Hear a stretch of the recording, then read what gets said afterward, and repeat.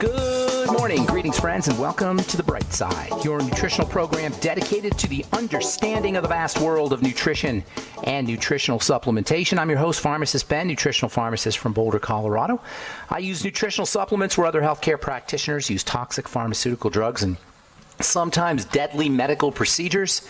If you suspect that there are natural nutritional roads to your health and vitality and well-being and to addressing your health challenges, whatever they may be, but you don't know where to begin, you have come to the right place. As you listen to The Bright Side every day, you are more and more in control of your body. You are more and more knowledgeable, and you know you can overcome any health issue. That is why we are here every day on The Bright Side, helping clear up the sometimes confusing world of nutrition and nutritional supplementation. Over the last 31 years of practicing pharmacy, I have seen drug-free recoveries from diabetes, hypertension, obesity, skin diseases like acne, psoriasis, eczema, rosacea, digestive ailments, autoimmune issues of all kinds, recoveries that by the standards of modern medicine can only be called a miracle, but what is in the world of the body, what is in the world of biology, standard operating procedure. Because the human biological system is a healing system. It's a regenerating system. It is designed divinely to heal and renew itself on a moment-to-moment basis. And while some folks may call that healing, renewing, regenerating system a miracle, it really is just the way the body works. If you have questions about health, nutrition, prescription drugs, if you want to wean yourself off your meds and get on a good nutritional supplement program, we are here for you. We welcome your phone calls on The Bright Side. We want to help you change your life today. We want to help you and your loved ones change your lives today. 844-236-6010 is our number. If you have questions about the longevity products, longevity business, health challenges you or a loved one may be dealing with, 844-236-6010 is our number. Try to call in early so we can get to as many calls as possible. And if we've left you on hold in the past, just tell our call screener and we'll get you first up. We do have lines open, 844-236-6010. Is our number on The Bright Side. If you want to purchase any of the longevity products you hear advertised or recommended on The Bright Side, please head to brightsideben.com, pharmacistben.com, or criticalhealthnews.com. We've got blog posts, news stories all up, videos as well, all up at brightsideben.com, pharmacistben.com, and criticalhealthnews.com. You can also check out the longevity products at brightsideben.com, pharmacistben.com, or criticalhealthnews.com, or you can call the Brightside Ben phone team at 866-735-2470. Ask them about joining the Brightside Ben team for a one-time $25 fee. You can start a longevity business. You can get your products at the wholesale price or earn thank you checks associated with having your own business. If you're an entrepreneur, it's an ideal way to start a business. Offer a one-time $25 fee. You can write off your tax benefits in addition to helping spread the word about the power and importance of a good nutritional supplement program. Also want to remind you to check out our Truth Skin Health products at truthtreatments.com if you're dealing with dark spots, hyperpigmentation, accelerated aging of the skin, or if you don't want to be dealing with accelerated aging of your skin. Prevention is always the best way to address health challenges, particularly skin health challenges. It's always easier to prevent than it is to reverse, although reversal is possible, especially with retinol. Retinol is the only known active ingredient, retinol and retinoic acid are the only known active ingredients that will not only prevent the signs of aging, but literally reverse the signs of aging once they have occurred. This has been shown over and over again, and I've been working with retinol and retinoic acid for since 1983, for 34 years. But just now, you're starting to hear more and more about this super, super important active anti-aging ingredient. If you are using an anti-aging skin product and it does not feature retinol, you're missing the boat, folks. But you need high concentrations of retinol, somewhere around 4 or 5%. That's why I made my Truth Retinol 5% gel, made with not just retinol, but also 25% premium fat-soluble, stable vitamin C, moisturizing, skin-softening vitamin C, which is just as important as retinol. In fact, retinol and vitamin C are the two most important active ingredients you could ever put on your skin.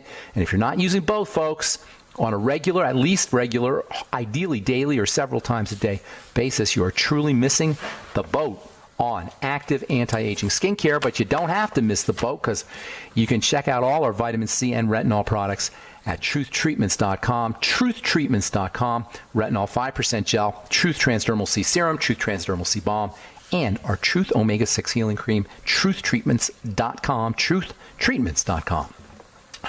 Okay, welcome back to the bright side. We're talking vegetables, great source of electrolytes. So is the Beyond Tangy Tangerine, by the way. In fact, the Beyond Tangy Tangerine is an electrolyte drink. It's an electrolyte, B vitamin, water-soluble nutrient drink. It's an electrical drink. If you put a voltage meter in your BTTs in a Beyond Tangy Tangerine drink, in water and BTT, water and Beyond Tangy Tangerine, that voltage meter is going to register voltage. It's going to move. That tells you you're drinking electricity. That's because of the electrolytes as well as the B vitamins and the vitamin C. Like the B vitamins, like the vitamin C, electrolytes are largely removed from foods when they are processed, when they're heated, when they're cooked, when they're frozen, when they're prepared. And this is why deficiencies in these highly energetic, highly valuable nutrients are not uncommon. Like the B vitamins, we talked about that this yesterday. Like the B vitamins, electrolytes are found in living foods or formerly living foods, foods that were recently alive. Sprouts, algae, eggs, organ meats, and of course, vegetables. Electrolytes are important for pretty much everything a cell does. They are the electrical energy in a cell. A cell is like a little electrical unit. And diseases are always going to be linked to electrical disturbances in the cell, especially cancer, by the way. Cancer is a classic example of a cancer cell is a classic example of an electrically disturbed cell. Electrolytes are important for everything a cell does, but they're especially important for providing the cell with its electrical energy. As the electrolytes move in and move out of a cell, and this process is tightly controlled, as the electrolytes move in and out of a cell, electricity is generated. That's how electricity is generated in a cell, basically. The movement of electrolytes back and forth, back and forth. Now, this back and forth movement depends on the cell membrane, and this makes the cell membrane, the coating on the outside of a cell, really, really important. Cell membrane being composed of fats, and even though we're talking here about the importance of water-soluble nutrients, fats are important too. And it's actually this kind of relationship between the fats on the outside of a cell and the watery electrolytes that move in and out of a cell that really accounts for the electricity that's in a cell. It's the combination of the movement, the flow, if you will, of potassium and sodium and calcium and magnesium. Those are the four most common electrolytes, or the four most well-known electrolytes, in and out of the cell, crossing the fatty membrane that gives the cell its energy to do its work. So the four most important electrolytes are calcium and magnesium and sodium and potassium. And these things are like medical nutrients. They're surgical nutrients. Chloride, phosphate, sulfate, those are also important. But the main ones are magnesium, calcium, sodium, and potassium. And while many healthcare professionals are dismissive about how important the mighty 90 essential nutrients are, they got, oh yeah, blah, blah, blah. They're never been proven. You don't need to supplement with them, blah, blah, blah. And many of them are dismissive about essential amino acids, essential fatty acids, even vitamins. No surgeon, no physician, no healthcare professional doubts the extreme value of the electrolytes. And in the hospital pharmacies, these water-soluble minerals are considered to be medications. Yes, water-soluble electrolytes, which are nutrients, are actually considered to be drugs, medications, as much as they are nutrients. In the pharmacy, in hospital pharmacies, you always have vials of magnesium and calcium and sodium and potassium. So in the cell, these electrolytes are responsible for the conduction of electrical energy, but the balance of the electrolytes is really, really important when it comes to how well the electrical energy flows. It's the movement or the flow of the electrolytes is what accounts for the energy, and this flow is super dependent on the balance. The balance of sodium to potassium, the balance of calcium to magnesium. You can't have too much compared to the other. You can't have too much potassium compared to the sodium. You can't have too much sodium compared to potassium. Likewise with the calcium and magnesium. It's all in balance. And this flow, the movement of the electrolytes depends on the balance. The flow is kind of like the flow generates an electrical charge much the same way a battery does. An ordinary battery, take just a regular old battery, and our lives are filled with batteries. We couldn't have a 21st century lifestyle without batteries. Imagine how many. Look around your room right now. See how much battery powered equipment there is. Well, a cell is like a little battery, and it works in much the same way as a battery works. We'll talk about that when we come back from our break. I'm Pharmacist Ben. 844-236-6010 is our number. You're listening to The Bright Side. We'll return right after this.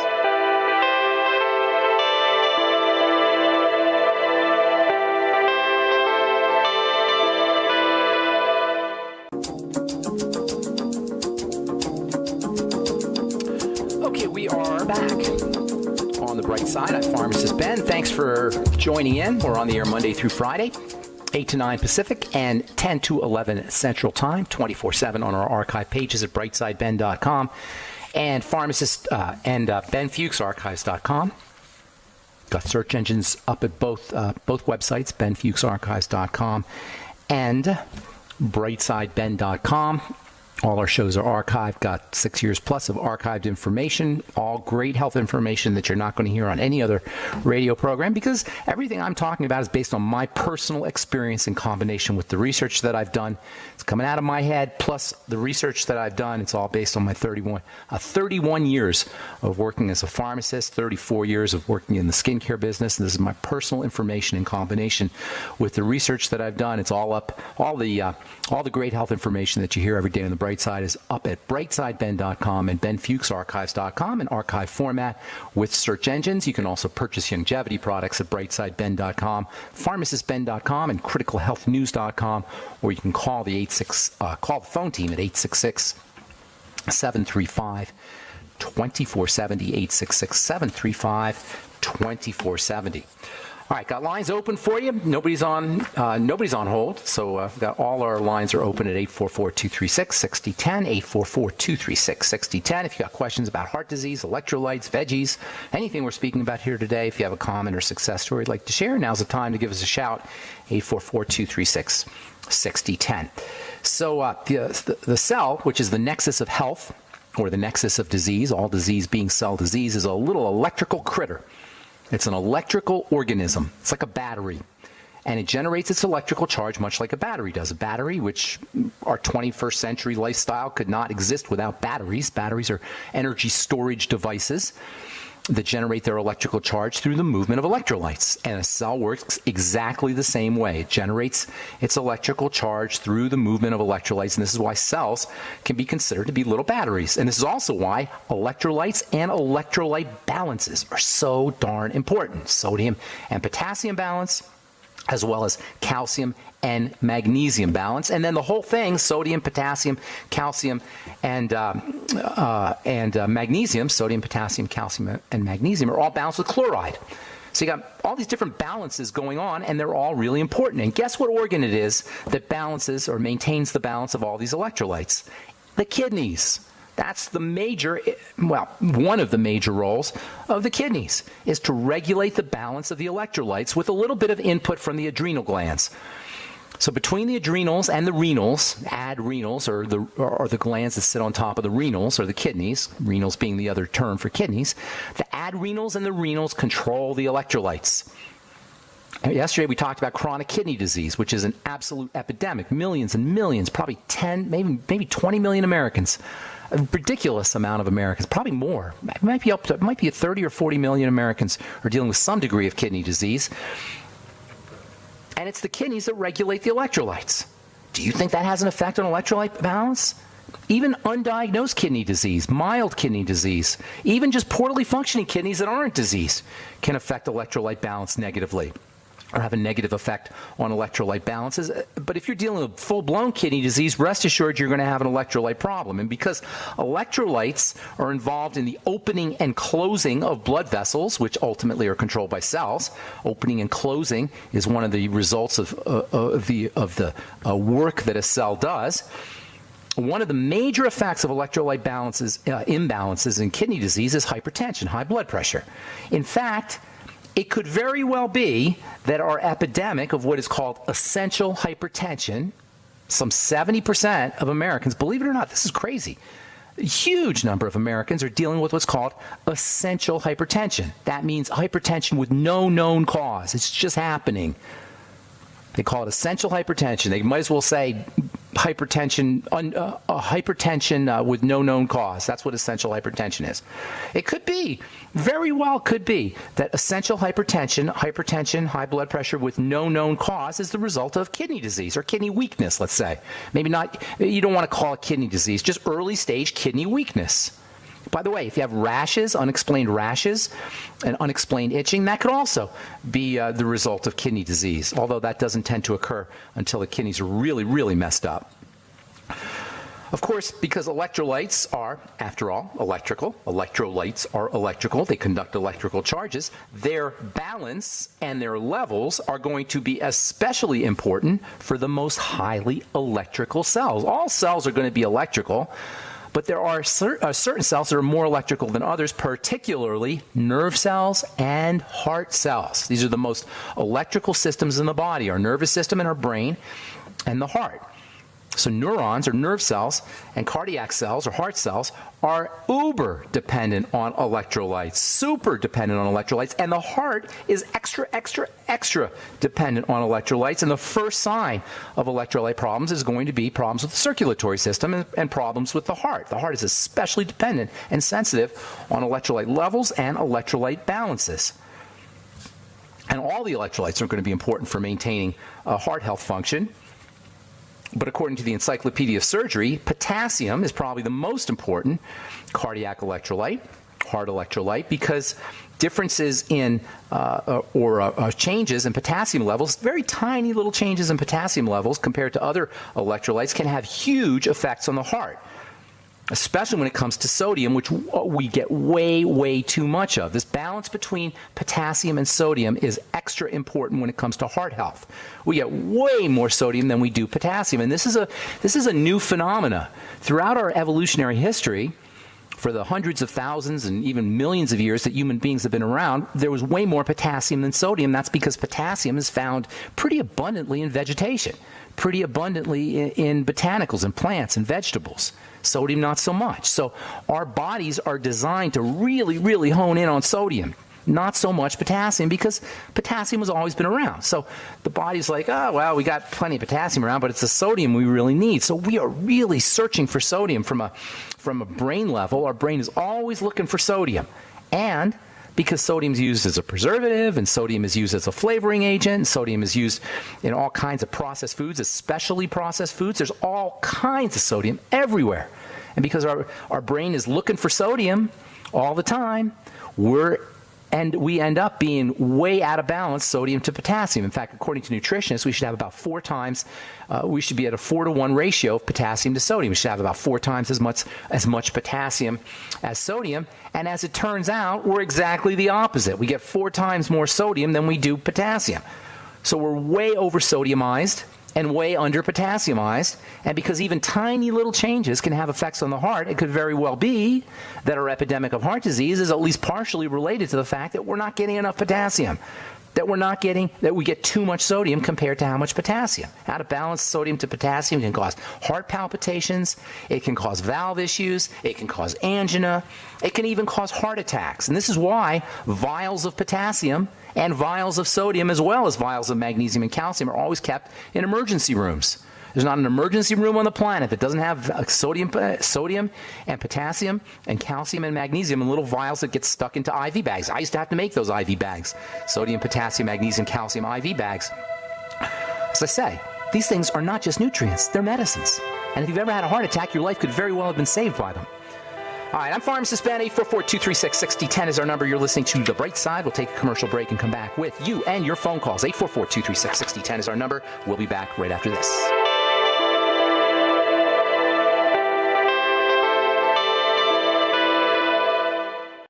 Okay, we're back on The Bright Side. I'm Pharmacist Ben. 844-236-6010 is our number. We do have lines open, 844-236-6010. If you have questions about the electrolytes, potassium, sodium, heart health issues, anything we're speaking about here today, or if you have a success story you'd like to share, if you want to contribute to the conversation, if you have questions or comments about our Truth Skin Health products, formulations, ingredients, the longevity products, 844-236-6010 is our number. We've got lines open for you. Hang on if you're on hold. We'll get to you in just a moment.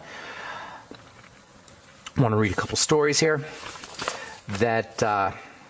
a couple interesting stories here. Gut bacteria metabolism may factor into hypertension. 1 in 3 Americans suffers from high blood pressure. 1 in 3 Americans suffers from high blood pressure. It's 100 million Americans suffers from high blood pressure.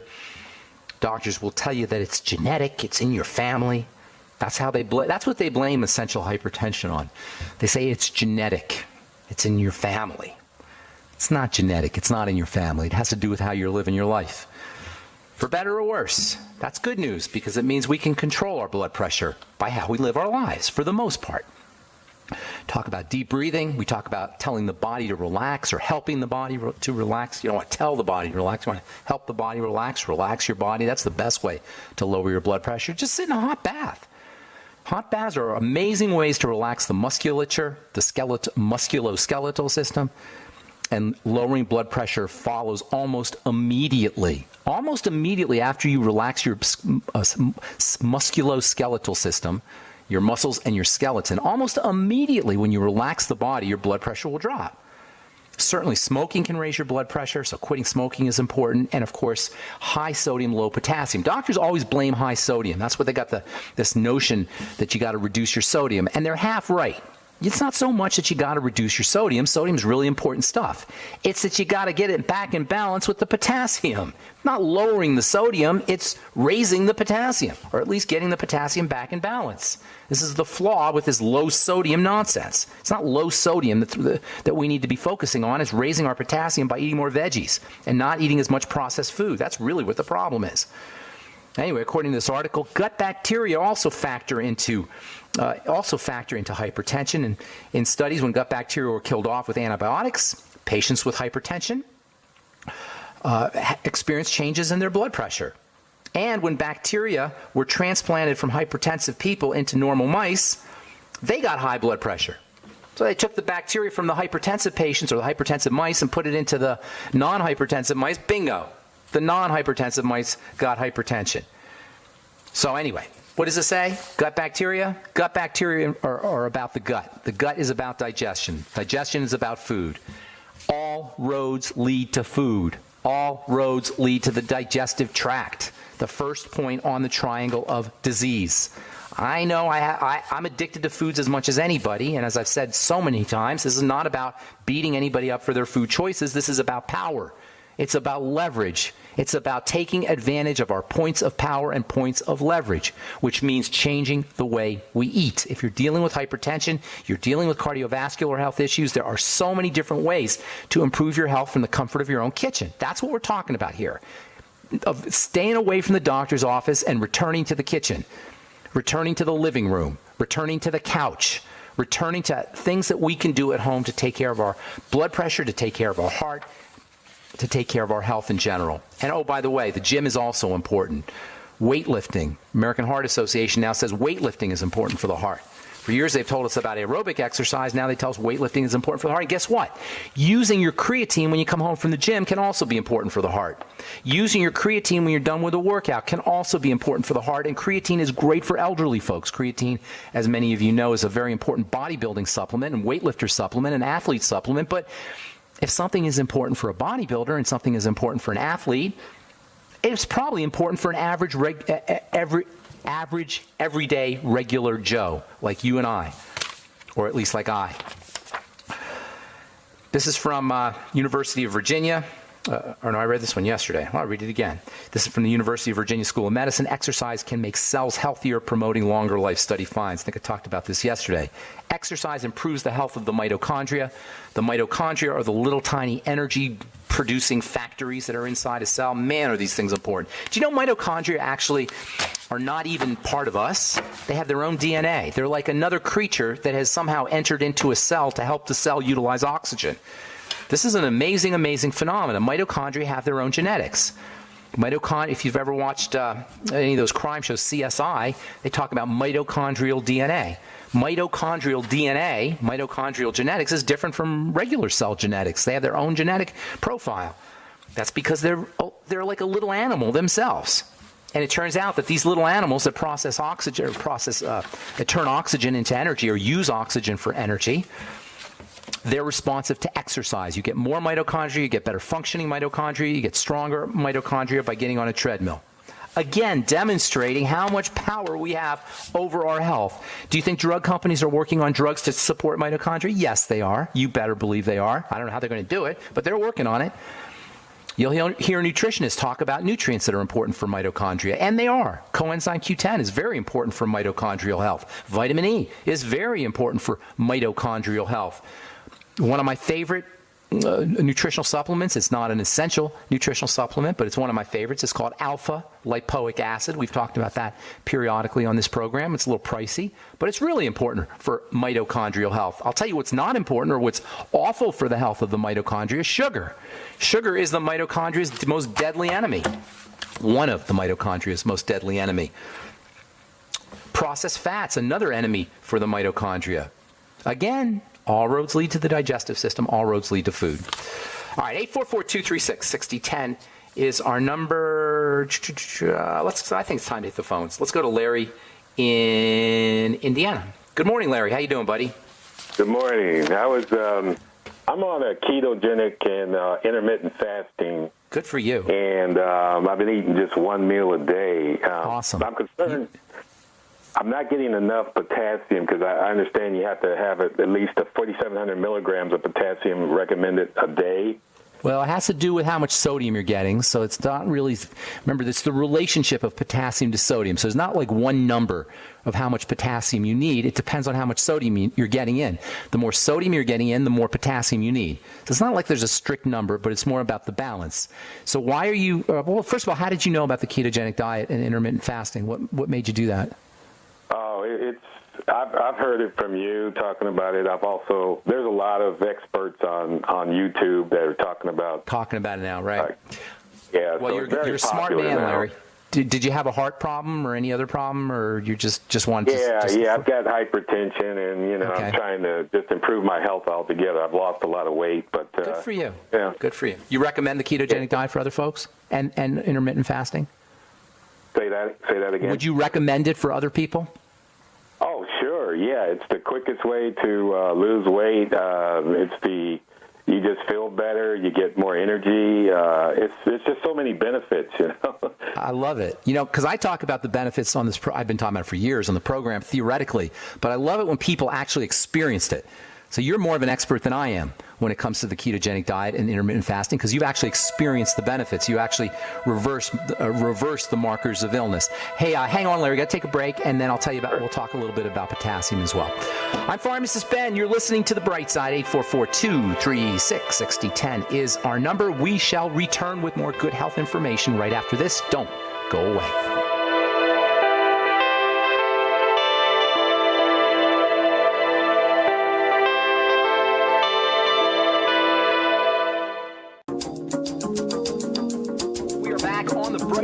Pharmacist Ben here, 844-236-6010 is our number. We're talking to Mr. Larry in Indiana. You there, Larry?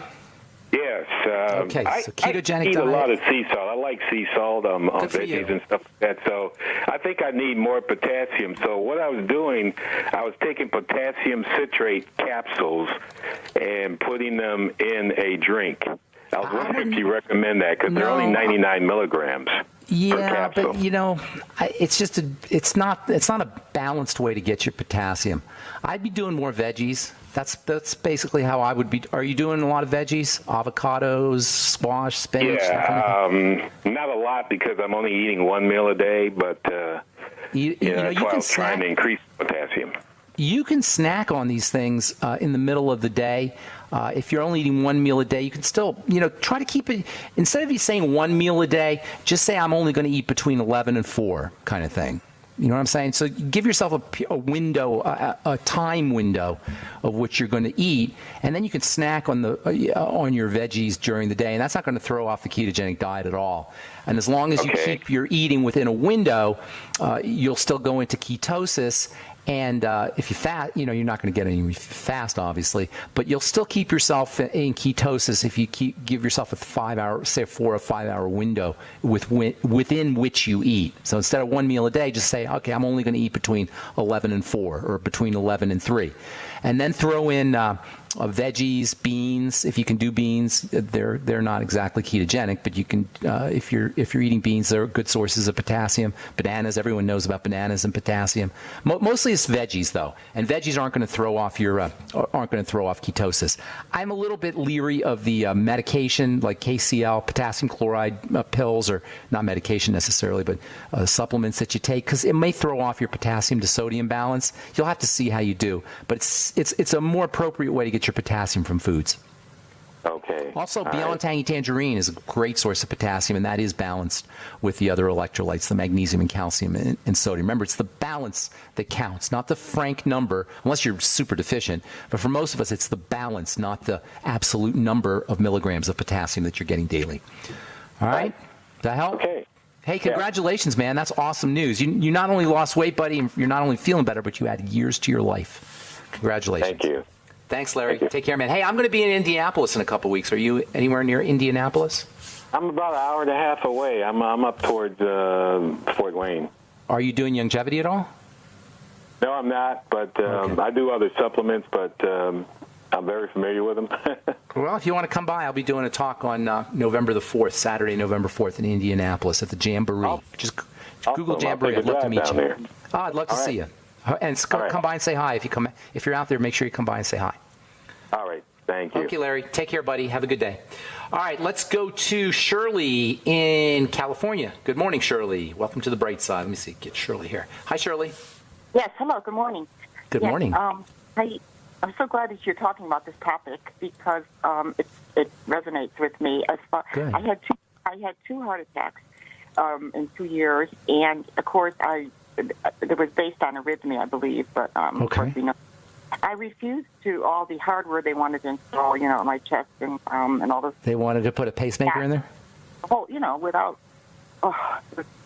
And so I knew instinctively that it wasn't, structural, and I was right because the CT scan showed that I had absolutely no blockage and no plaque in the doctor. So it could have been an electrolyte deficiency for all you know.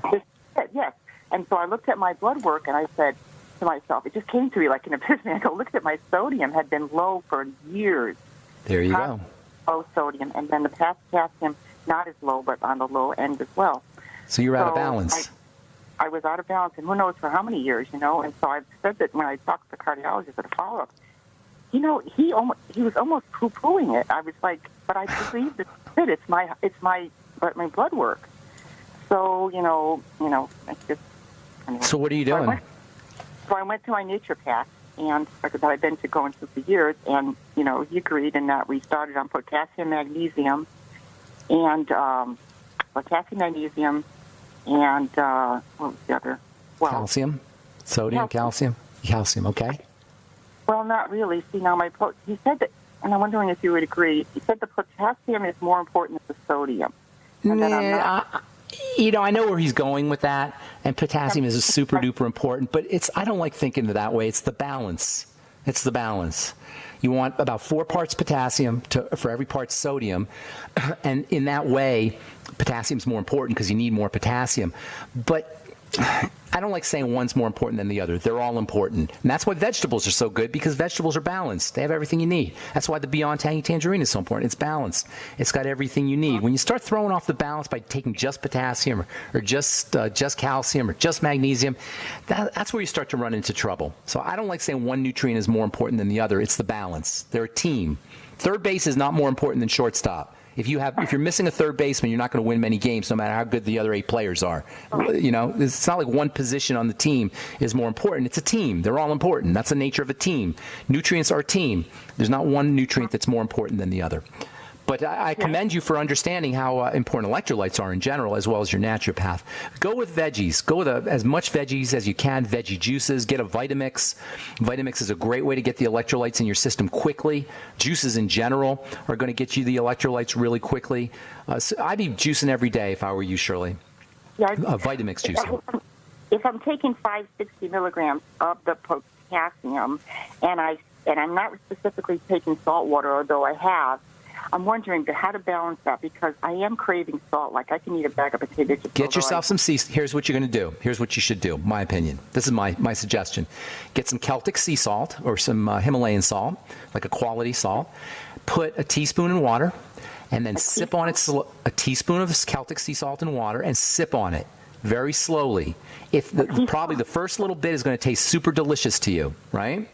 Then as you sip more and more, it's going to taste less and less delicious. And then you're going to reach a point where you don't want any more. Bingo. You've had enough salt. You've had enough sodium. Does that make sense?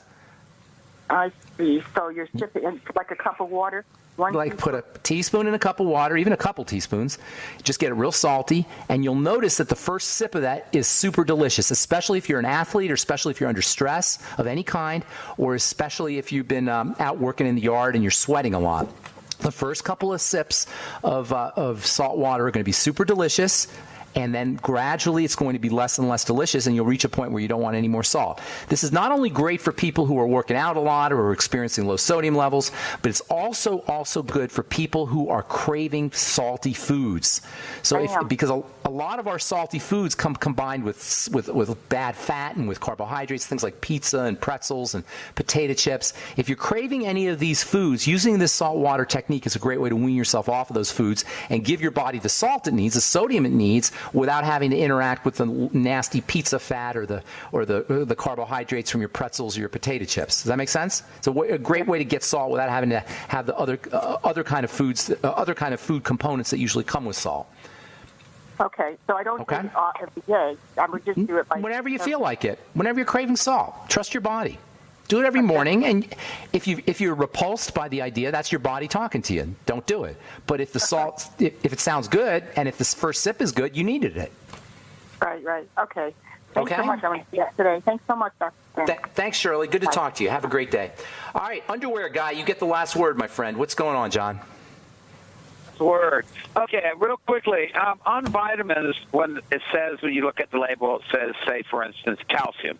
There's calcium carbonate, which is usually what the cheap stores sell. Stuff. And then there's calcium citrate, magnesium as oxide, magnesium citrate. You want to know the differences in all those? Yeah, exactly. That's a great question. That's a great question. They're very important, those differences. The second word after a mineral, and minerals always will have a second word after them. There's no mineral supplements that you can get that don't have a second word after them. Either that second word could be colloidal, because sometimes the second word is before, but there'll always be two words. You'll see colloidal magnesium, or you'll see magnesium sulfate, or magnesium glycinate. That word that's associated with the mineral is a key indicator for how well that mineral is absorbed. Colloidal minerals are typically absorbed very well from the digestive tract. The second, if the word is after the mineral, as in magnesium oxide, carbonate, glycinate, calcium carbonate, that tells you also how well the mineral will be absorbed. Carbonates are typically not absorbed very effectively. Oxides also not absorbed very effectively. Amino acids that come after the second word, like glycine or glycinate, those are absorbed much, much, much better. Picolinate is much better absorbed. Monomethionine or methionine, much better absorbed. So that second word is a key indicator for you. Personally, the carbonates and the oxides, in my opinion, they're cheap for a reason. They're cheap. They're not very well absorbed. John, why don't you call back if you can call back tomorrow, we can go into it a little bit more in depth. I only got about 20 seconds here. Thanks for your call, John. Appreciate it. Have a great day, man. All right, that's all the time we have for today, friends. I'm Pharmacist Ben. Have yourselves a wonderful, awesome, beautiful, spectacular day. We will talk to you all later, folks. Bye for now.